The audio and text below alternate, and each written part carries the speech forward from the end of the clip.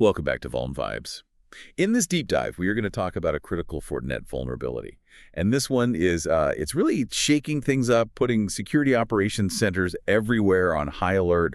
We're looking at a huge wave of urgent patching, all thanks to a very pointed advisory from Fortinet about a pair of, well, really severe flaws. The urgency isn't hypothetical at all. I mean, we are talking about an unauthenticated attack vector, and that risks a complete administrative bypass on some of your most critical infrastructure. Right, your perimeter, your core network component. Exactly.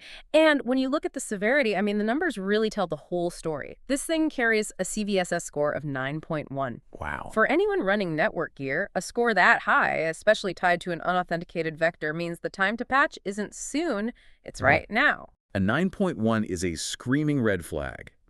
That score immediately tells you this isn't just some bug. It's a failure at a foundational trust boundary level. So our mission today is to break down exactly what went wrong, trace the path an attacker would take, and, most importantly, give you the operational intelligence you need to shut this thing down. And we are looking squarely at weaknesses in the FortiCloud single sign-on feature, the SSO. That's the core component under attack here. SSO is designed to be one of the most robust, centralized authentication gates an enterprise has. When that fails, especially like this, through an unauthenticated mechanism, it means the attacker doesn't need to know who you are. They don't need your credentials. They don't need your credentials. They don't even need to know if you have an account. They just need to know how to talk to the device. Okay, let's unpack that. Let's get into the nuts and bolts of the actual vulnerability, because this is where the deeper technical failure really comes into focus. The vulnerability is tracked under two different CVEs, CVE-2025-59718 and CVE-2025-59719. But for our professional audience, the most telling detail, I think, is the underlying weakness enumeration. Absolutely. The technical root cause here is critical because it explains why all the traditional layers of defense were just useless. We're talking about an improper verification of cryptographic signature, that CVE-347. Let's pause on CVE-347 for a second. For our listeners who are deep in AppSec or threat modeling, that designation is, it's chilling. What does that mean in practice for a Fortinet appliance handling an authentication request? It means the entire system is built on a broken promise of cryptography. It's that simple. When an appliance gets a security token, which is basically a digitally signed message saying, hey, this user is who they claim to be, and I, the identity provider, vouch for them, the device is supposed to cryptographically verify that token. Check its authenticity, its integrity, against a known public key or certificate. And the CVE-347 issue means it just doesn't do that part correctly. Exactly. It fails to properly execute that crucial validation step. So the device receives a security token, but the signature check, the one thing that proves the token hasn't been faked or tampered with, it just fails to flag a fraudulent token. It trusts something it absolutely shouldn't. Precisely. The trust boundary collapses because the cryptographic proof mechanism is flawed. Look, this isn't some complex buffer overflow or weird SQL injection. This is a failure at the most basic level of trust verification. The system is essentially accepting a handwritten permission slip with a forged signature, and it's believing it came directly from the principal's office. And this failure is exploited using the very backbone of SSO, the Security Assertion Markup Language, SAML. That's right. The vulnerability allows an unauthenticated attacker to bypass the FortiCloud SSO login with a meticulously, a crafted SAML message. In a normal SAML workflow, the user authenticates with an identity provider, which then generates that SAML assertion, that signed token, that the service provider, in this case the Fortinet appliance, trusts. But the vulnerability just flips that whole process on its head. The attacker is sending the forged SAML assertion directly to the appliance. They don't need the identity provider at all. They just cut it out of the loop. By manipulating the signature data in a forged token and knowing that the appliance's crypto logic is broken, that's the CVE-347, the system accepts the token as legitimate. It authenticates the attacker as a valid administrative user, bypassing everything. All primary login controls. This is the definition of a textbook: devastating SSO bypass.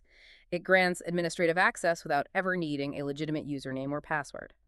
That's why the CVSS score is so high, the impact is total, and the attack complexity is, frankly, low. So we've nailed the technical failure, a critical cryptographic hole, CVE-347. But here's where the operational security detail, I think, maximizes the risk for IT teams. Teams who might think their setup is secure. Fortinet noted something very specific in their advisory.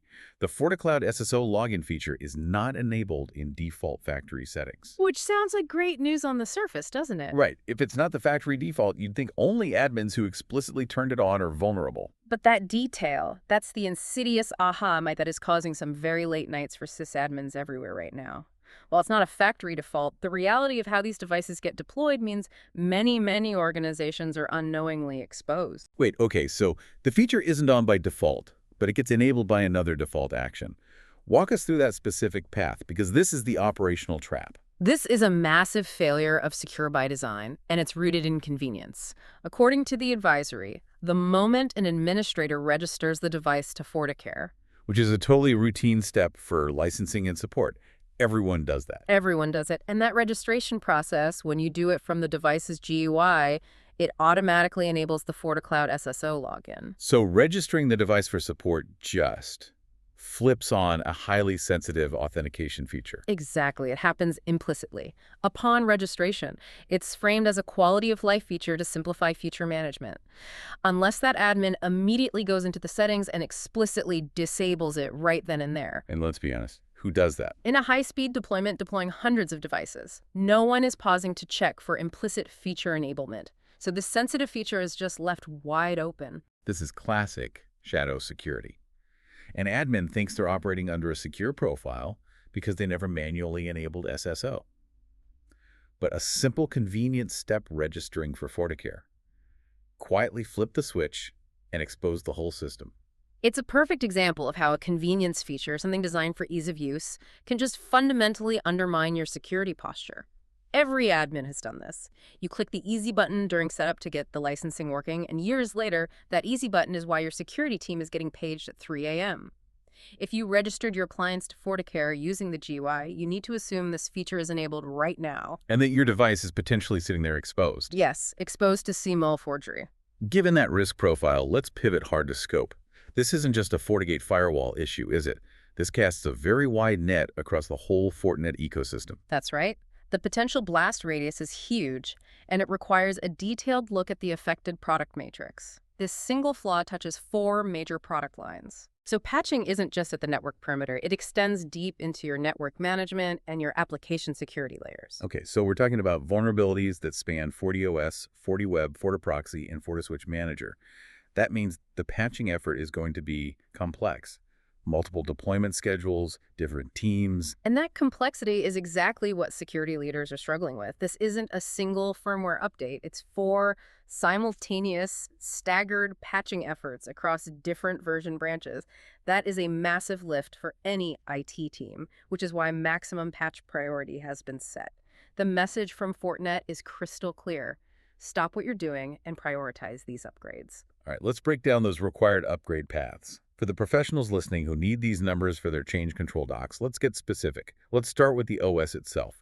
For those of you running FortiOS, you must upgrade immediately. The targets are 7.6.4, 7.4.9, 7.2.12, or 7.0.18. That spread across 4 different major versions really tells you this flaw existed deep within the shared code base for a long time. It's not a recent introduction. No, not at all. And hitting those lower version targets, especially in the 7.0 branch, is vital for orgs that lag on major upgrades. Next up, if you're using their proxy platform, FortiProxy, the required versions are 7.6.4, 7.4.11, 7.2.15, or 7.0.22. Again, that consistency across platforms really reinforces how deep-seated this vulnerability is. It does.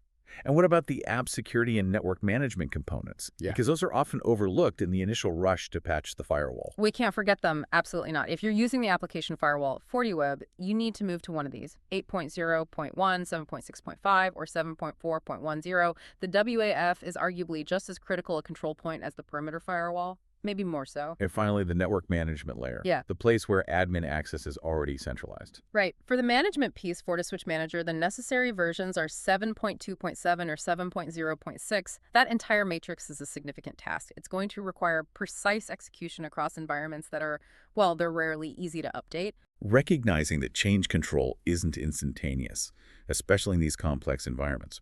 What's the immediate interim strategy. If an admin is listening right now and they know they're exposed, but they can't patch in the next, say, 24 hours, what's the hard, technical, stopgap solution?